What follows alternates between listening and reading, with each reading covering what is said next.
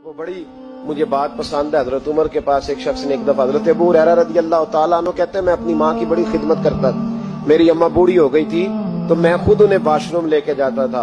फरमाते एक दफा ना मैं हजरत उमर की खिदमत में बैठा था तो एक शख्स आया, उसने आके ना हजरत उमर के सामने वही बात छेड़ दी जो मेरा मसला था। इसको इमाम इब्ने जौजी ने लिखा है अलैहि रहमा।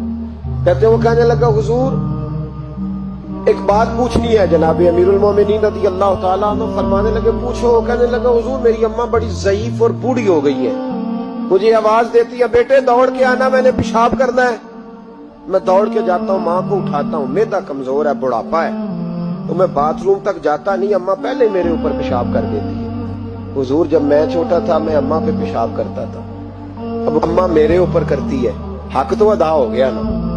वही काम जो मैं अम्मा के साथ करता था अम्मा मेरे साथ करती है। तो कहते हजरत उमर मुस्कुराए, फरमाने लगे नहीं दोस्त कोई हक अदा नहीं हुआ। कहने लगा हुजूर कैसे नहीं हुआ, मैं वही सारी ड्यूटी कर रहा हूँ। कहते पहले उमर मुस्कुरा रहे थे, अब फारूक आजम की आंखों में आंसू आए।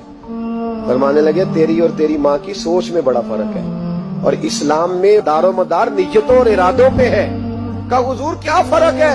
फरमाया सुन, जब तेरी माँ तेरे ऊपर पेशाब करती है तो तू कहता है अल्लाह बूढ़ी हो गई है इसे पर्दा दे दे, और जब तू माँ पे पेशाब करता था तो माँ कहती थी या अल्लाह मेरे लाल को लंबी जिंदगी अता फरमा।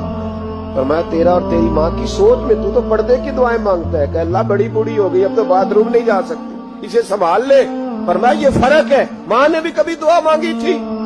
जब उस शख्स ने ये सुना तो घुटनों के बल जमीन पे बैठ गया। कहने लगा हुजूर आप सही कह रहे, आप ठीक कह रहे, मैं तो पर्दे की दुआएं मांगता हूँ। यहाँ माँ बाप बूढ़े हो जाए ना, 15 बच्चे भी संभालने वाले हों तो ड्यूटियां लगती हैं। कहते चल दिन को मैं 2 घंटे हॉस्पिटल रह लूंगा, रात जरा मेरे लिए मुश्किल है, रात को तू आ जाना। कहते नहीं नहीं मेरे तो बच्चे छोटे हैं, तू आ जाना।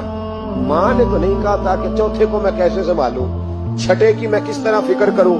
कभी ऐसा हुआ है कि छठा बच्चा पैदा हुआ हो और पहले की माँ ने कपड़े ना बदले हो, 5वें बच्चे को रोटी दी हो और पहले को भूल गई हो।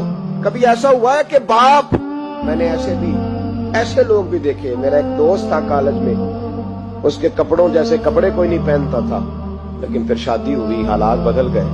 तो एक दिन मैंने उसे कहा मियां तेरा क्या हाल हो? कहने लगे छोड़ो दौर गुजर गया है, तुम्हें पता है आमदन थोड़ी है, खर्चे ज्यादा हैं, तो बीवी से कहता हूँ कि बच्चों को बना ले, हमारी खैर है। बाप ने तो जवानी तुझे दे दी, उसने तो जवानी तेरे नाम कर दी, कुछ नहीं अपने लिए रखा, और तेरा टाइम आया है तो तू अब्बे से हिसाब करता फिरता है कि अब्बा जी पिछले महीने भी 5000 दिया था, आप पैसों का करते क्या है? वो पिछले 4000 दिया था वो किधर? अब्बा से हिसाब पूछता है। अगर कभी अब्बा बैठा ना हिसाब करने तो 2 दिहाड़ियों का हिसाब नहीं तू दे सके।